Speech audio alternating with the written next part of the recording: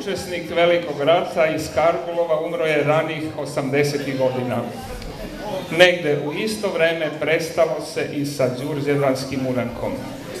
Baš kad priče o Velikom ratu više nije imao ko da priča, i Đurđevdan sa svojim urankom polako se selio u priču.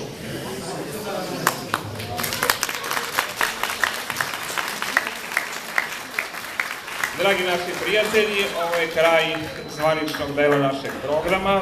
Ovo je bila poslednja tačka. Svima vama zahvaljujemo na pažnji, na tome što ste nam ukazali čast svojim dolaskom.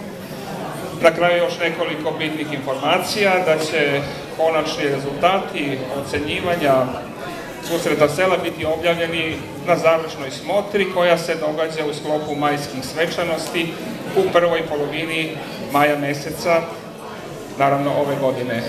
Sada bih zamolio da napustite salu, da se malo osvežite na svežem vazduhu i da omogućimo ekipi koja postavlja stolove da servira večeru. Još jednom hvala najviše.